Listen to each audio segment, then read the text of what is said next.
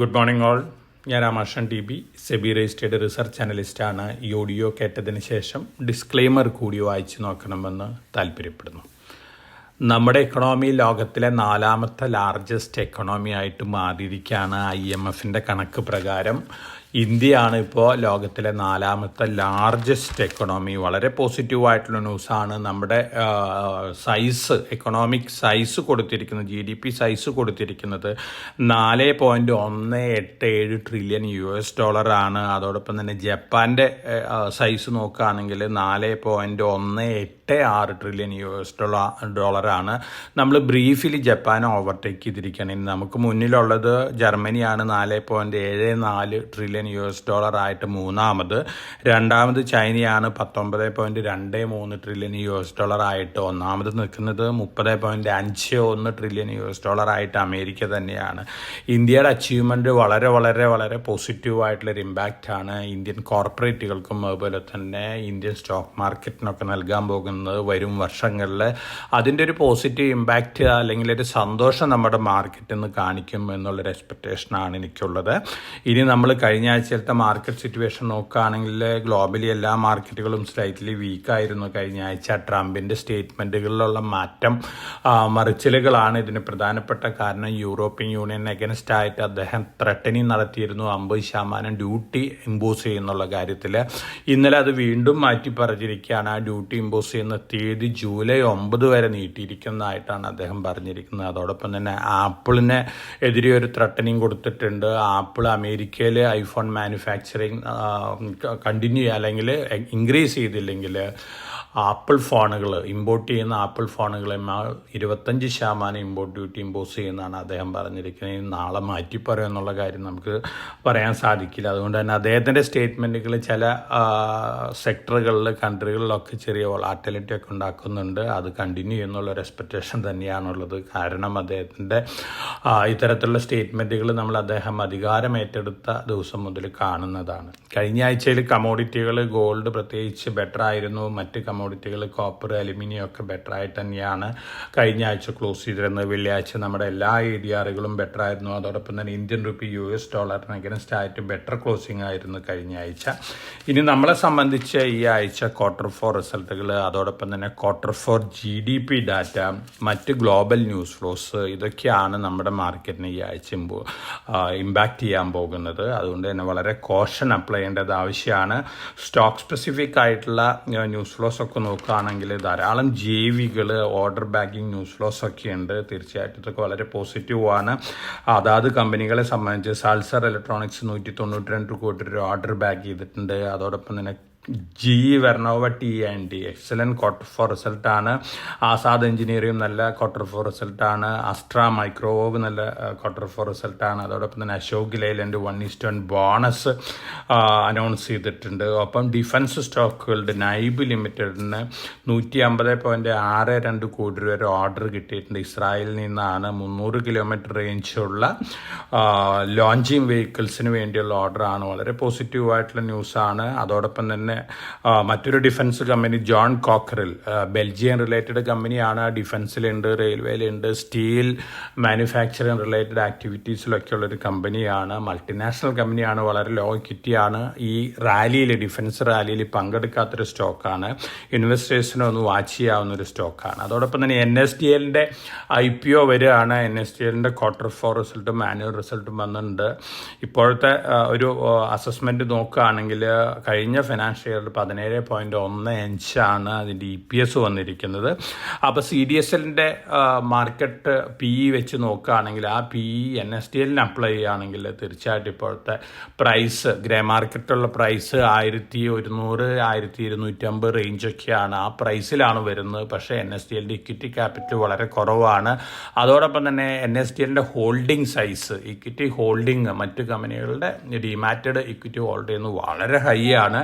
ഒപ്പം പ്രൈവറ്റ് കമ്പനികളുടെ ഡീമാറ്റീരിയലൈസേഷനിൽ മുന്നിട്ട് നിൽക്കുന്ന 92% മാർക്കറ്റ് ഷെയർ NSDLനാണ്. അതോടൊപ്പം തന്നെ അറൗണ്ട് 65,000-ഓളം കമ്പനികൾ ഡിമാറ്റ് ചെയ്തിട്ടുള്ളത് NSDL-ലാണ്. CDSL-ൽ 35,000-ഓളം കമ്പനികളേ ഉള്ളൂ. അപ്പോൾ ഈ പാരാമീറ്റേഴ്സ് വെച്ച് നോക്കുകയാണെങ്കിൽ ലിസ്റ്റിങ്ങിന് ശേഷം NSDL-ൻ്റെ പ്രൈസ് കൂടാനുള്ള സാധ്യതകളുണ്ട്. ഒരു പക്ഷേ 1,400 1,500 റേഞ്ചിലേക്കൊക്കെ ഉയർന്നേക്കാം. ഇതിന് പ്രധാനപ്പെട്ട കാരണം ഇക്വിറ്റി ക്യാപിറ്റൽ കുറവാണെന്നുള്ളൊരു കാര്യമാണ്. അതോടൊപ്പം തന്നെ ഭാവിയിൽ ഏറ്റവും കൂടുതൽ ഒരു പക്ഷേ പുതിയ കമ്പനികൾ മാർക്കറ്റിലേക്ക് വരുമ്പോൾ ബെനിഫിറ്റ്സ് കിട്ടാനായിട്ട് സാധ്യതയുള്ള ഒരു ഡെപ്പോസിറ്ററിയാണ് NSDL. ഒപ്പം വേദാന്ത ലിമിറ്റഡ് ഓവർസീസ് അക്വിസിഷനും പ്ലാൻ ചെയ്യുന്നുണ്ട്. ഡിമർജർ ഓൺ ട്രാക്ക് ആണ്. എന്നിരുന്നാലും ധാരാളം ഡെവലപ്മെൻ്റൽ ആക്ടിവിറ്റീസിൽ ഏർപ്പെടാൻ പോവുകയാണ് വേദാന്ത ലിമിറ്റഡ്. അതോടൊപ്പം തന്നെ കഴിഞ്ഞ ആഴ്ച പോസിറ്റീവ് ന്യൂസ് ഫ്ലോസ് ഉള്ള പല സ്റ്റോക്കുകളും ഉണ്ടായിരുന്നു. ടൈറ്റൻ, അതുപോലെ തന്നെ PTM, PC jewellers turn around jewellery കമ്പനിയാണ്. പക്ഷേ ഇക്വിറ്റി ക്യാപിറ്റൽ വളരെ കൂടിയിട്ടുണ്ട്. അതുകൊണ്ട് തന്നെ വലിയ ഒരു ക്യാപിറ്റൽ അപ്രീസിയേഷൻ നമ്മൾ എക്സ്പെക്റ്റ് ചെയ്യുന്നില്ല. എന്നിരുന്നാലും കഴിഞ്ഞ Q4 റിസൾട്ട്, അതുപോലെ തന്നെ കഴിഞ്ഞ ഫിനാൻഷ്യൽ റിസൾട്ടൊക്കെ ബെറ്റർ റിസൾട്ടായിരുന്നു. ONGC പുതിയൊരു ഓയിൽ ഫൈൻഡ് അനൗൺസ് ചെയ്തിട്ടുണ്ട്. അതോടൊപ്പം തന്നെ Samvardhana Motherson international ജപ്പാനിലത്തെ മരേലി ഹോൾഡിങ്സിനെ take over ചെയ്യാനുള്ളൊരു നീക്കത്തിലാണ്. ഇത് ടേക്ക് ഓവർ ചെയ്ത് കഴിഞ്ഞാൽ സംവർദ്ധന മദേഴ്സൺ സുമി ലോകത്തിലെ ടോപ്പ് 5 ഓട്ടോ ആൻസിലറി മാനുഫാക്ചറിങ് കമ്പനിയായിട്ട് മാറിയേക്കാം. ഈ അക്വിസിഷൻ കോസ്റ്റ് ഇമ്പാക്റ്റ് ചെയ്യുന്ന ഒരു അക്വിസിഷനാണ്. അതുപോലെ തന്നെ അതിൻ്റെ ഫൈനാൻഷ്യൽസിനെ ഇമ്പാക്റ്റ് ചെയ്യുന്ന ഒരു കാര്യമാണ്. എന്നിരുന്നാലും globally Samvardhana Motherson international acquisition pattern ഒക്കെ നോക്കുകയാണെങ്കിൽ ഇതും ഒരു സക്സസ് സ്റ്റോറി ആയിട്ട് മാറാനാണ് ചാൻസസ് കൂടുതൽ. അതുകൊണ്ട് ലോങ് റണ്ണിൽ ഇത് സംവർദ്ധന മദേഴ്സിനെ സംബന്ധിച്ച് പോസിറ്റീവായിട്ടുള്ള ന്യൂസാണ്. റിലയൻസ് പവർ, റിലയൻസ് ഇൻഫ്രയ്ക്ക് അവരുടെ അണ്ടറിൽ ധാരാളം സബ്സിഡിയറികളുണ്ട്. Defence related, renewable energy related ഒക്കെ.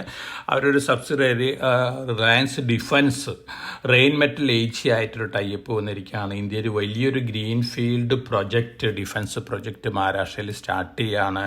ഇന്ത്യയിലത്തെ തന്നെ ഏറ്റവും വലിയ പ്രൊജക്റ്റായിട്ട് മാറുകയാണ്. റിലയൻസ് ഇൻഫ്രയെ സംബന്ധിച്ച് വളരെ പോസിറ്റീവായിട്ടുള്ള ന്യൂസാണ്. ഒപ്പം റിലയൻസ് പവർ ധാരാളം റിന്യൂവബിൾ എനർജി പ്രൊജക്റ്റുകളിലും ആക്ടിവിറ്റീസിൽ ഏർപ്പെട്ടിരിക്കുകയാണ്. ഇതും വളരെ പോസിറ്റീവാണ്. ഈ കമ്പനികളെ കുറിച്ച് നോക്കുകയാണെങ്കിൽ വേഴ്സ്റ്റ് സീംസ് ഓവറാണ്. ലോങ് റണ്ണിൽ ഒരു പക്ഷേ നല്ല റിട്ടേൺ ഇൻവെസ്റ്റേഴ്സിന് നൽകാൻ സാധ്യതയുള്ള കമ്പനികളാണ്. ഇനി നമ്മളെ സംബന്ധിച്ച് നോക്കുകയാണെങ്കിൽ IPO മാർക്കറ്റ് വീണ്ടും സജീവമാവാണ്. കഴിഞ്ഞ ആഴ്ചയിൽ നമ്മൾ റെക്കമെൻഡ് ചെയ്തിരുന്ന 2 IPOസും നല്ല ഓവർ സബ്സ്ക്രിപ്ഷൻ നേടിയിരുന്നു. ഈ ആഴ്ചയിൽ ഷ്ലോസ് ബാംഗ്ലൂർ ലിമിറ്റഡ്, പഴയ ലീല ഹോട്ടൽസ് ആണ്, നമ്മുടെ മലയാളി പ്രൊമോട്ട് ചെയ്തിരുന്ന ഹോട്ടലാണ്. ബോംബെയിലെ പ്രൊജക്റ്റ് ഒഴികെ മറ്റെല്ലാം ടേക്ക് ഓവർ ഈ ഗ്രൂപ്പാണ്. അവർ IPO വരികയാണ്.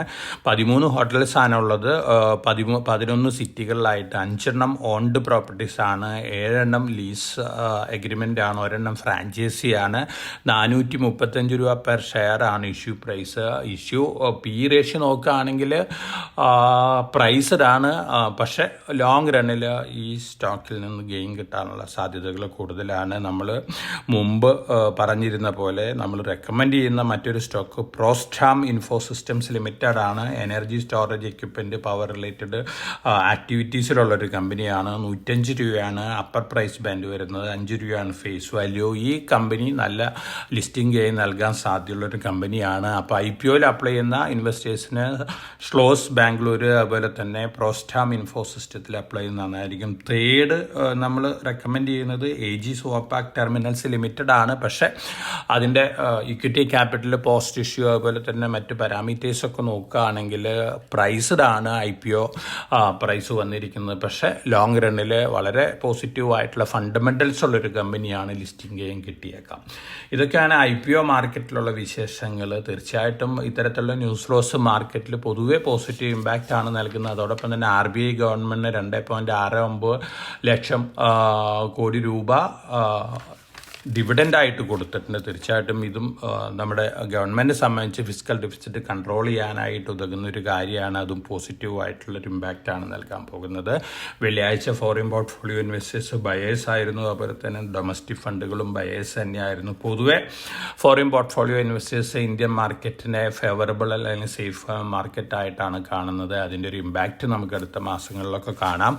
ഈ ആഴ്ച Q4 GDP അനൗൺസ്മെൻറ്റുകളുണ്ട്. അതുപോലെ തന്നെ ബാലൻസ് Q4 റിസൾട്ടുകളും കൂടി വന്നു കഴിയുമ്പോൾ അതിനുശേഷം അടുത്ത ആഴ്ചയിൽ മാർക്കറ്റ് ഒരു ഓവറോൾ അസസ്മെൻറ്റിന് ശേഷം മാർക്കറ്റ് മുന്നോട്ട് നീങ്ങാനാണ് സാധ്യതകൾ കൂടുതൽ. ഇനി വലിയ രീതിയിൽ ജിയോ പൊളിറ്റിക്കൽ ടെൻഷൻസ് വഷളാവുക, അല്ലെങ്കിൽ ട്രംപിൻ്റെ ഭാഗത്തുനിന്ന് വലിയ ടഫ് മെഷേഴ്സ് അനൗൺസ്മെൻറ്റുകൾ വരിക, ഇത്തരത്തിലുള്ള ഇവൻറ്റുകൾ ഉണ്ടെങ്കിൽ മാത്രമാണ് മാർക്കറ്റിൽ ഒരു നെഗറ്റീവ് ഇമ്പാക്റ്റ് നമ്മൾ എക്സ്പെക്റ്റ് ചെയ്യുന്നു. അല്ലാത്ത പക്ഷം നല്ല മൺസൂണാണ് ഈ വർഷം. നമുക്ക് സെക്കൻഡ് ഇയർ ആണ് കണ്ടിന്യൂസ് ആയിട്ട് നല്ല മൺസൂൺ കിട്ടുന്നത്. അതോടൊപ്പം തന്നെ നമ്മുടെ ഈ വർഷത്തെ ബഡ്ജറ്റിൽ ഈ വർഷം മുതൽ നമ്മുടെ ജനങ്ങളുടെ കയ്യിൽ 1 ലക്ഷം കോടി രൂപ സേവിങ്സ് ആയിട്ട് വരികയാണ്. തീർച്ചയായിട്ടും 4th ലാർജസ്റ്റ് എക്കണോമി ആയിട്ട് മാറിയിട്ടുള്ള ഇന്ത്യനെ സംബന്ധിച്ച് ഈ ന്യൂസ് ഫ്ലോസ് ഫാക്ടേഴ്സൊക്കെ വളരെ പോസിറ്റീവാണ്.